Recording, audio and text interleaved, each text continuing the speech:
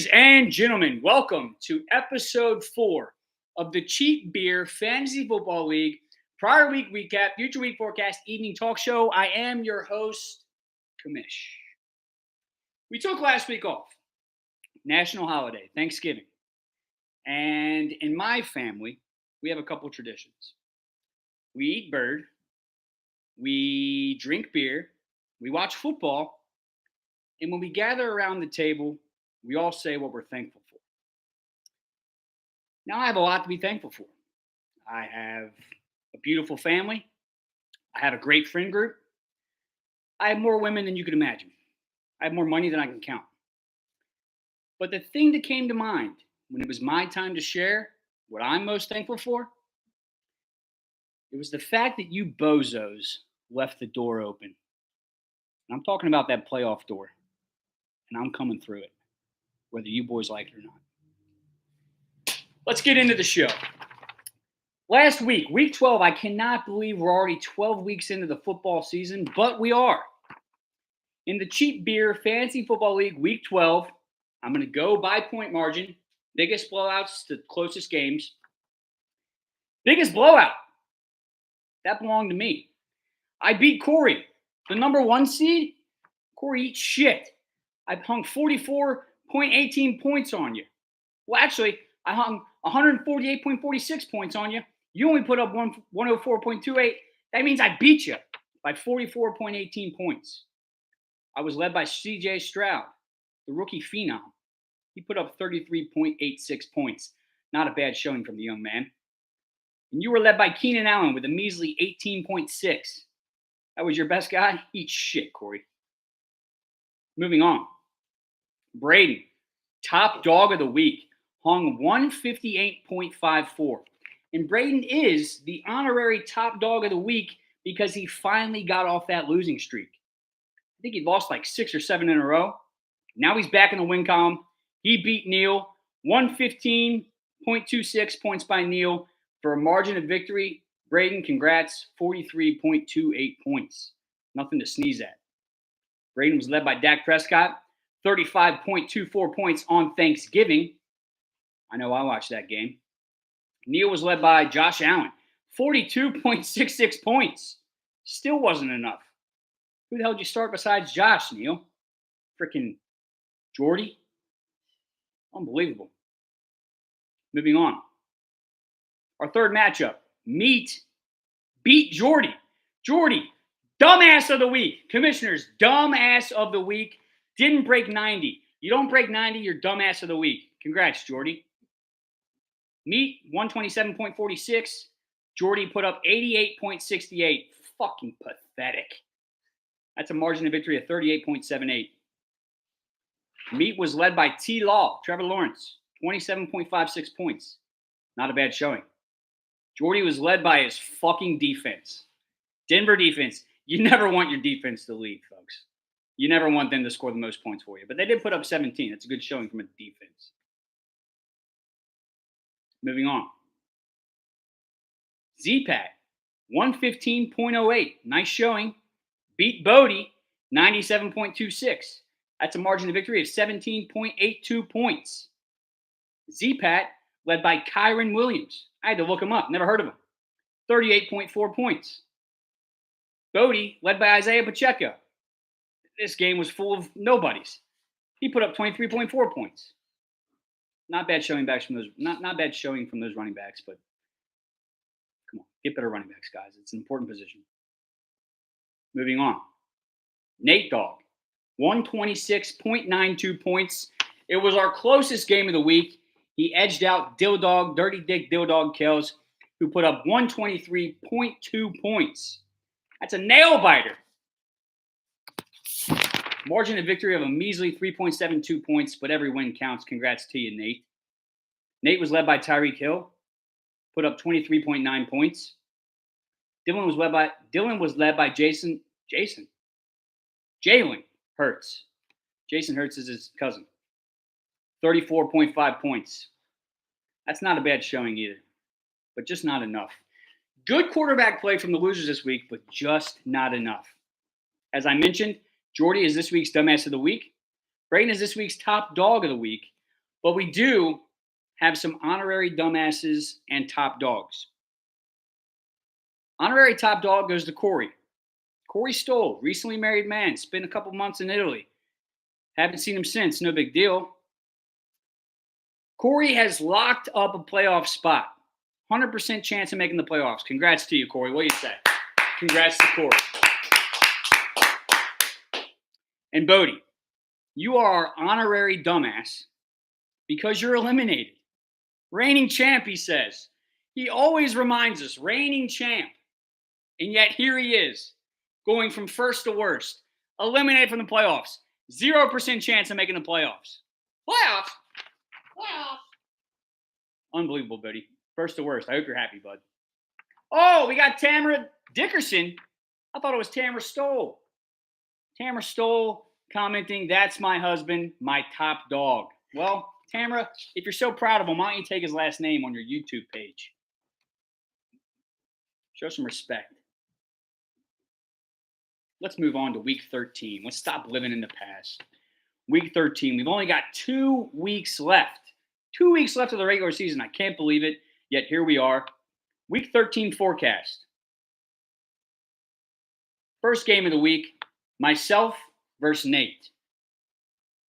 And that's foreshadowing because Nate is my guest today. I'll spoil it, but I'll give him a proper introduction here soon. But it's nice to have Nate on the show in the week that I'm going up against him. And we're projected to have the closest game of the week. Nate is projected to edge me out by 4 measly points. I can overcome that. 120 to 116 is what ESPN is projecting. Moving on. We have Zach versus Meat. Now, Zach, he's only got 8 starters in. And I text him, warning him that if he doesn't start 9 guys, he could be the early running favorite for Dumbass of the Week. But Zach told me that his tight end is on bye, and he's got so many good players, he can't drop one to get a backup tight end. It's a good problem to have.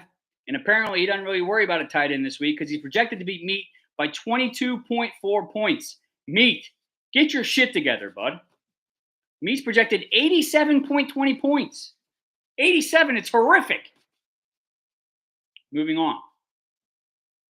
In our third matchup in week 13, we have Dill Dog Kells versus Neil.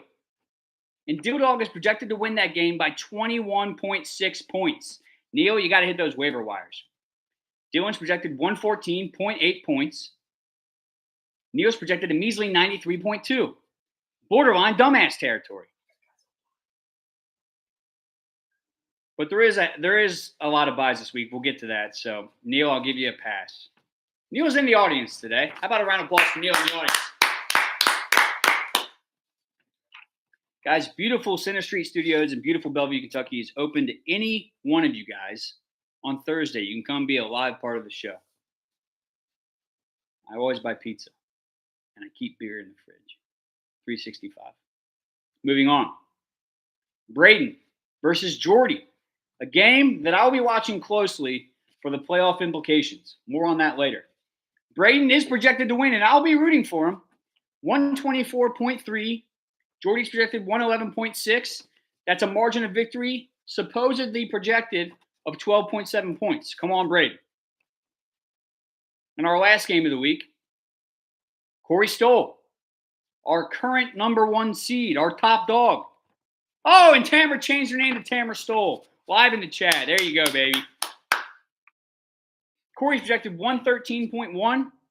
Bodemeister, absolutely out of the playoff hunt. Got nothing left to play for except for a little respect. He's projected 103. That's a margin of victory of 10.10 points. Today is Thursday night, so I want to give a little bit of good luck to everyone who has guys playing tonight. The game is Cowboys-Seahawks. Decent game. Couple NFC teams, interdivision play. Well, not interdivision, interconference play. So good luck to you if you're starting one of them fellas tonight, either a boy or a Seahawk. And as I mentioned, it is a heavy bye week. We got 6 teams on bye. The Bills, the Bears, the Raiders, the Vikings, the Giants, and the Ravens. So if you got anybody that plays on those teams, keep an eye out. They ain't playing this week.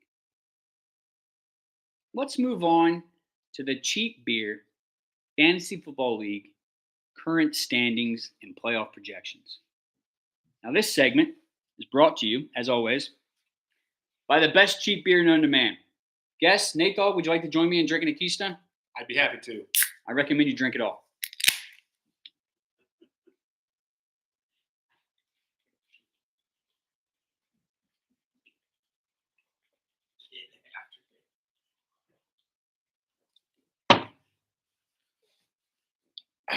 That was a hell of a chug from you there, young man. 100% effort every time. I'll bring you right in here soon. What an effort from the young man. Where was I? Standings. Brought to you by Keystone Light. God damn, it's a good beer. Let's start with the Natty division. In the Natty division, currently sitting in first place, as I mentioned before, he's clinched a playoff spot. He's got nothing left to worry about. Corey Stoll.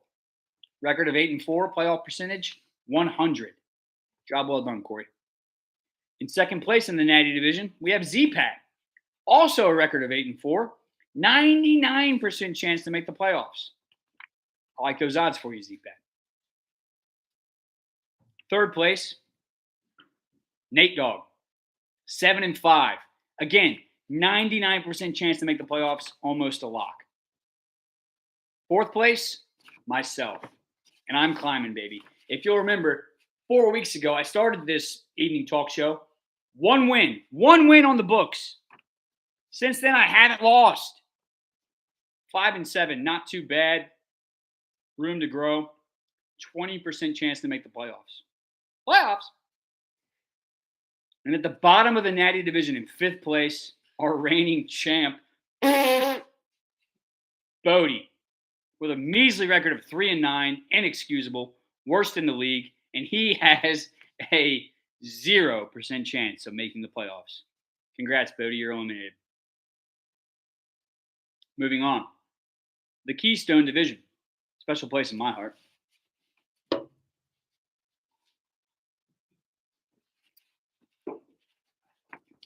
The Keystone division. Atop the Keystone division, we have my good buddy Neil with a record of 7-5. Congrats to you, Neil. That's good work. 88% chance to make the playoffs. Second place, my other good buddy Dill. Dill with a record of 6-6, isn't it? Even 500. Also, 88% chance to make the playoffs. I don't know how that is. I don't know how Neil has a better record yet the same playoff chance. Interesting. Moving on. In third place in the Keystone division, we have Jordy, also a good buddy of mine. Decent buddy. 6-6, also 500, and yet his playoff chances only 57%. Moving on. In fourth place, Meat. Yet again, 6-6. Everyone in this conference is damn near 6-6. And yet Meat only has a 39% chance to make the playoffs.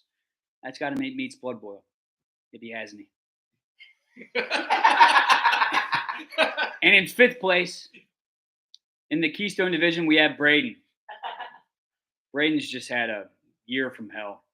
Despite putting up points every week, he sits atop the Keystone division with a record of a measly 4-8, one win better than Bodemeister, and a 9% chance to make the playoffs. But Braden, don't sleep on that 9%. I once had 1%. I'm up to 20. It can be done. Let's do a little stat recap. Most points scored so far this year with an average of 123.56 points per week. Braden, last place in the Keystone division. Life is truly not fair. Most points allowed. Braden, 124.19 points per week. That's fucking bananas. Least points scored. Meat, you're averaging less than 100 points a week.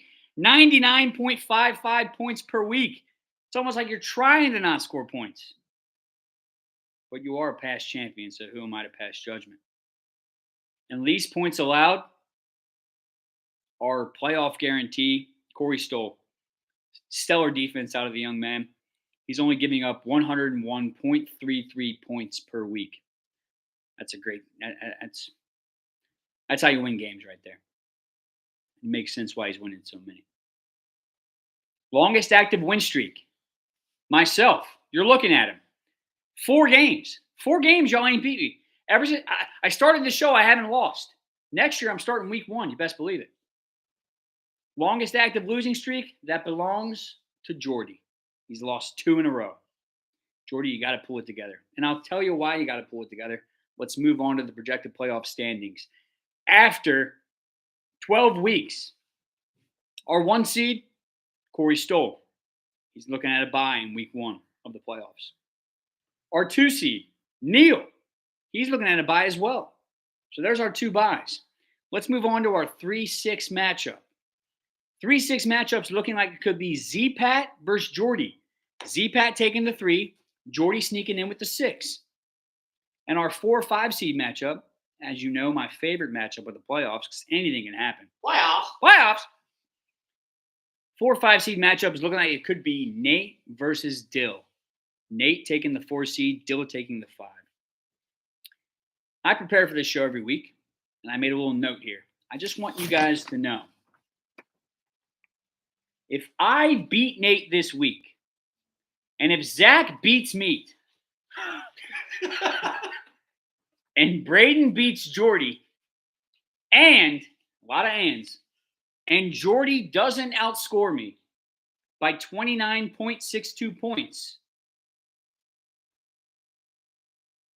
I'll have the 6 seed, baby, with 1 week left. And y'all don't want to see that, I'll tell you. You guys don't want me in the playoffs, I'll just tell you right now. Let's bring in today's guest. Today's guest, he needs no introduction, but I'm going to give him one anyways. He's a hell of a man. You know him. You love him. He could probably do your taxes. Nate Dawg! Nate, come on in here, buddy. How you doing, brother, man? Nate. Great. Nate. Good to be here in the studio. Nate, it's a pleasure to have you. It was a long time coming. I'm sorry. I do have to tell the fans at home. I initially had Nate booked for last week. I forgot it was Thanksgiving. He said he'd come on anyway. I said, no, dude, take the week off. Spend it with your family. So he's here this week, and I'm happy to have you, bud. Thanks for joining us. Glad to be here. I have some questions for you if you don't mind answering. Of course. First question for you, Nate. You've processed only 3 waiver moves all season. How can you explain your success with such few roster changes? And what's the reason for such few waiver moves? Is it a good draft, not giving a shit, or pure luck? Let me give a 4th option here. 4th option. Patience. Patience. Okay. Well, really, it's a good draft, but so you drafted maybe some young guys that you saw potential in, and you just waited and waited for them to really start cooking, and they've started cooking for you? Yeah, I got some good locker room guys, a lot of potential, some good options for keepers next year. Woo! So got to keep all that in mind. And, if you drop whoever you draft, you can't keep them. That's right? A fact. That's a fact. Hopefully we know that by now. But I promise you, someone will text me and say, what's the rules for a keeper? And I'll say, hey, you fucking dumbass. Look at last year's texts and the year before and the year before. Same rules. I'm talking to you, Jordy. Enough about Jordy. Can I ask you another question? Absolutely. Many members of this league view you as this year's favorite to win it all. How confident are you feeling as we push towards the playoffs? Playoffs? Well, my team is reaching full health right now. Really? Have you had some injuries this year? We had some adversity. My keeper, Cooper Kupp. Ooh, you did say that 5 times fast. Cooper Kupp. He got hurt before the first game of the year, and that set me back a little bit. But fortunately, I had a strong draft around him. My running backs outperformed, and Michael Pittman really came in the clutch as my 3rd wide receiver option. That was your 3rd option? He's my 4th now. 4th now? Damn, that's not a bad 4th. It's not a bad 3rd. Stuck with my team, and they've hung in there. We've lost a few games that we shouldn't have lost, but I like where we are. So you're feeling good. I liked where I was when I drafted, and I'm just as confident now. That's awesome. So patience pays off, you would say. Patience. I like that. I do a segment every now and then on this show where you grade your draft. That segment is brought to us by Keystone Light.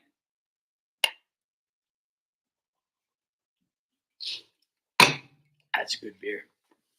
Do you care if I ask you to grade your draft? Go ahead. First 5 rounds. In round 1, you took Tyreek Hill. Now, after 12 weeks, he is wide receiver 1. How would you grade that? I'm gonna have to say A plus. You know what? It's funny. I also put down an A plus. That was a home run pick. Thank you. Why did you take him? Was it the potent offense? You just thought he was due? Well, in this, Because not to interrupt you, a lot of people go running back round 1. You went running back you didn't touch running backs till round 5. So you put more of a emphasis on the wide receiver game. Is that true?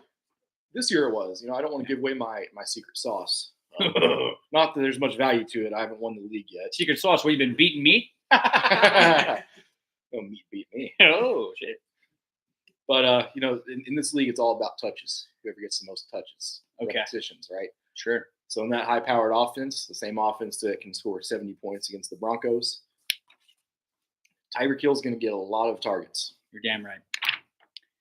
Round 2, you went wide receiver again.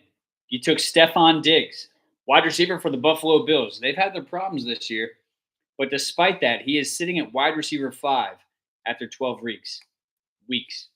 How do you grade that pick? Because it was round 2 and he's wide receiver number 5, I'm going to give it an A plus. It's funny you say that because I also gave it an A plus. That's a good grade. 2 A plus picks to start off. That's why you only have 3 waiver touches, because you've had such a good draft after the first 2 rounds. Let's look at round 3. I'll tell you this. You went quarterback round 3. I am, in my soul, opposed to going quarterback that early. I'll tell you. But I'm not going to argue with your results. But after 12 weeks, he's sitting at QB8. There's 7 better than him. You took him round 3. How do you grade that pick? Yeah, well, Patrick Mahomes was the best player on the board at the time, and sometimes you just got to pick the best player. Sure. I didn't like the options that were around him. Can't remember their names, but I remember not liking them. He hasn't been great this year. Sure. I probably could have scooped him up a round or 2 later, but sometimes you got to take the low-hanging fruit. I still like my chances going forward with him, but with how he's performed as a number 8 quarterback, I picked him in the 3rd round. I'm going to give that a C. It's funny you say that because I also gave it a C. We're right on track. We're in sync. So a C for Pat Mahomes in round 3. Oh! Sarah Bear! Way out of line, clearly being paid. What is that? What are you, a communist? I haven't talked to you in a while. You must be a communist now. That's weird. 1%. 1% and get them paid. This is not a communist podcast. You're on the wrong channel. Moving on. Nate, in round 4, you took Cooper Kupp. You mentioned he was your keeper. He's after 12 weeks, wide receiver number 59. He's been hit with the injury bug, and you knew that going in. That's probably why you got him in round 4. How satisfied are you with that pick?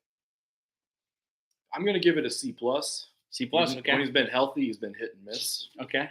But it was a good value pick. Okay. You got to keep a guy who was the Super Bowl MVP 2 years before. Sure. And had a heck of a year. In the Super Bowl, they played the Bengals, right? They did. And they beat them. It hurt. That still hurts. Yeah.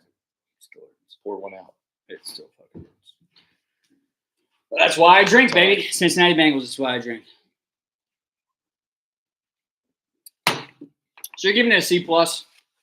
That's where we diverge. I gave it a C minus. But if he was there in round 4, you gotta take him. So I see where you were coming from. Just hasn't quite panned out. That's right. Moving on. Round 5. You took Rachaad White. Round 5, Rachaad White, the young man out of Tampa Bay. He's sitting at running back 10. I didn't see that coming, but you must have. How do you grade that pick? Sometimes you got to take a risk. And what I saw in Tampa was a shaky quarterback situation, which has worked out well for them now. Yeah. But a lot of times when you have some uncertainty at that position, you're going to be relying on the running back quite a bit. Yeah. And I can't even tell you who their backup running back is. No one could. So for that reason, I had to pick them. So I'm going to give that an A minus. A minus. I gave that an A plus. All right. Running back 10 in round 5. No one saw it coming, but you did. A+ for me. That gives you 3 A+ for me. That was a hell of a draft, Thank you. which again explains why you've only had 3 roster moves. Can I ask you a couple more questions? Sure. Who is your favorite person in the Cheap Beer Fantasy Football League to beat on any given week? This is tough because I like beating everybody. I take pride in it. Sure. But There's got to be a favorite. I got to say Bodie. Bodie, why is that?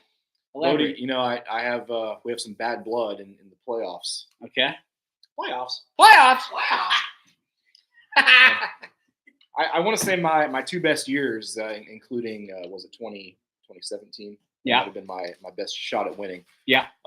Bodie has knocked me out of the playoffs, and it hurt. Oh, so it's like a little revenge factor. Yep, it's a kind of a big brother, little brother situation right now. All right. He's the big brother right now, but It takes a big man to admit that. Yeah, well, you know, I'm just speaking facts here. So hopefully I get my turn this year to win it all, and then the next year when he makes the playoffs, we can face off, and I really get my revenge. He ain't making the playoffs this year. Right, not this year. Because if I could remind you, he's got a 0% chance.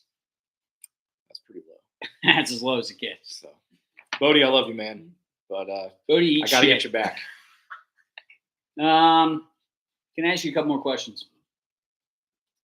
Historically, we've had 10 league members in this league. What are your thoughts on expansion? What if we bumped it up to 12?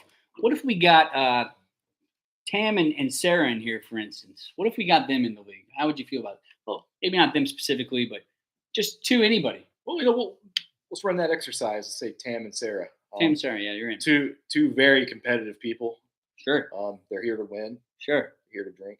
Sure. Here to have a good time. Sure. So for them, I'd be very supportive. So I guess on a broader note, I'd be supportive of expansion to 12.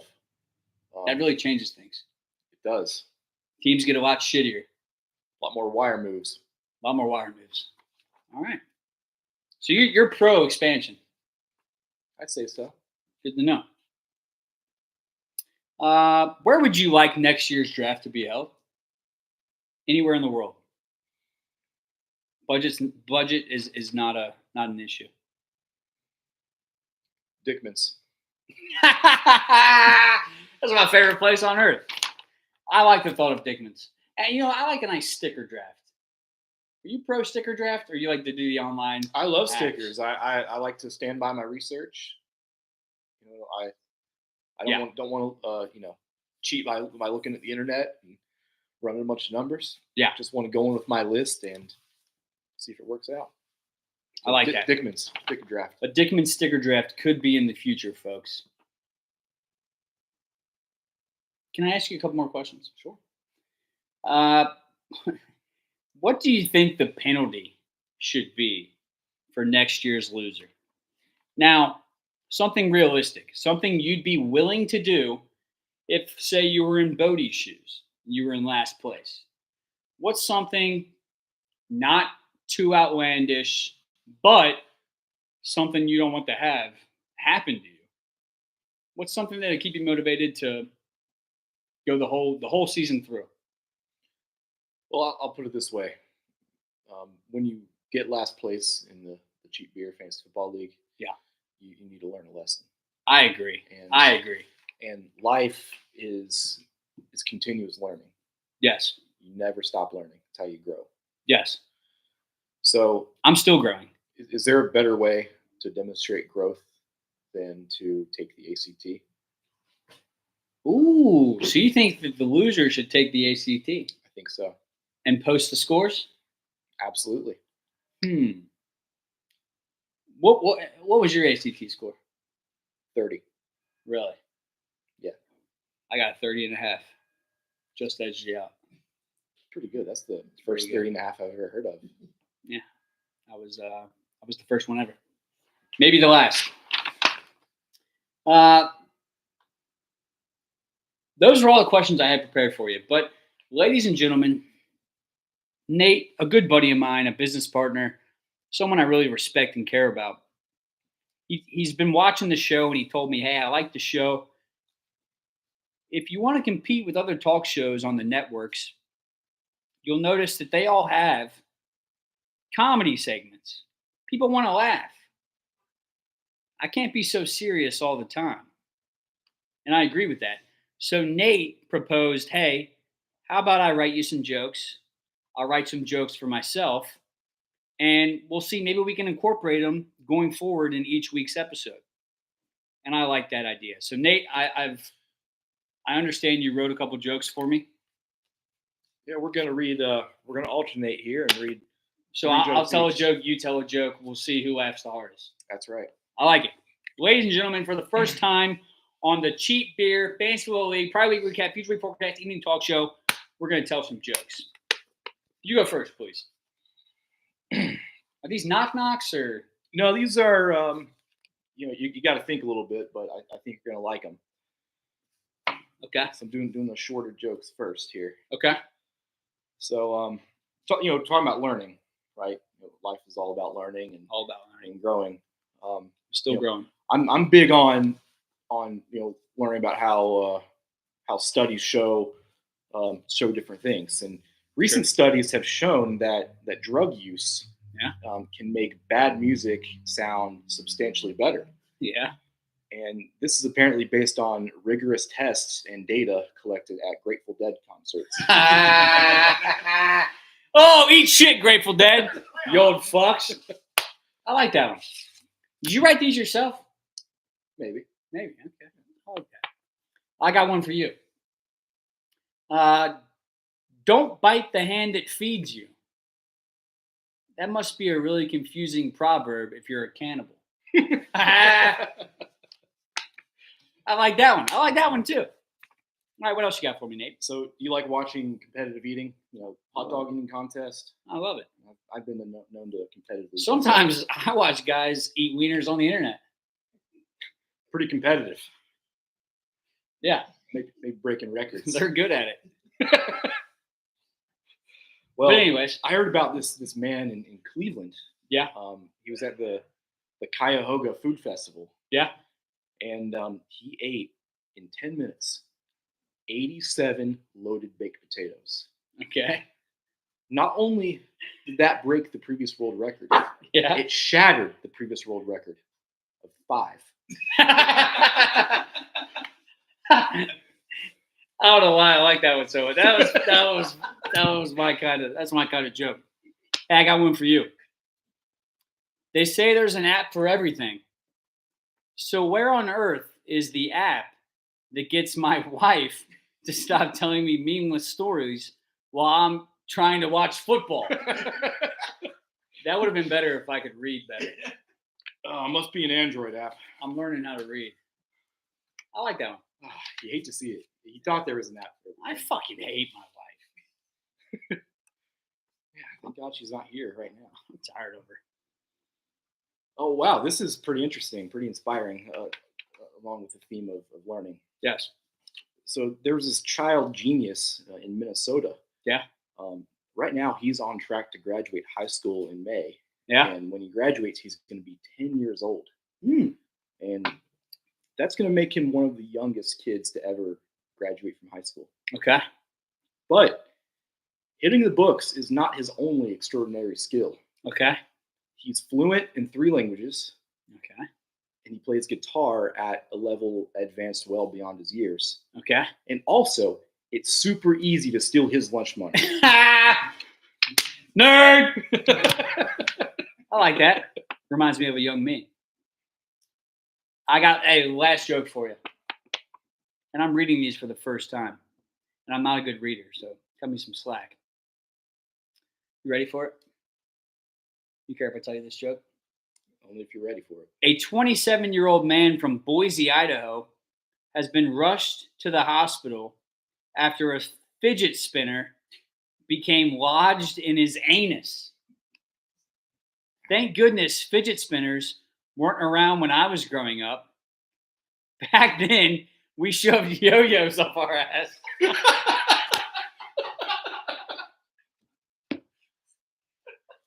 Nate, those were some pretty good jokes, dude. Nate, it's been a pleasure having you on the show. Thank you so much. Hey, live audience, how about one more time for Nate Dawg, baby? Nate, thank you, sir. Ladies and gentlemen, unless there's any questions for Nate in the chat, I'm going to go ahead and wrap this up. It's been a pleasure. Well, it hasn't been a pleasure, but I tell you what, it's going to be a pleasure, boys. What's going to be a pleasure is when I sneak my way into that playoffs and I win this whole goddamn thing. Because I'm a man of simple everything, pretty much. I've got a simple brain, a simple taste buds, brought to you by Keystone. And I just get a lot out of life's simple pleasures. And there's nothing I like more than beating your guys' bitch asses every week in this league, which I've done since we started this whole shindig. I'm undefeated. You can't stop me. You won't stop me. And you'll see me next week on next week's episode of the Cheap Beer Fantasy Football League prior week recap, future week forecast, evening talk show. I've been your host, Kamish. I'll see you bitches next week.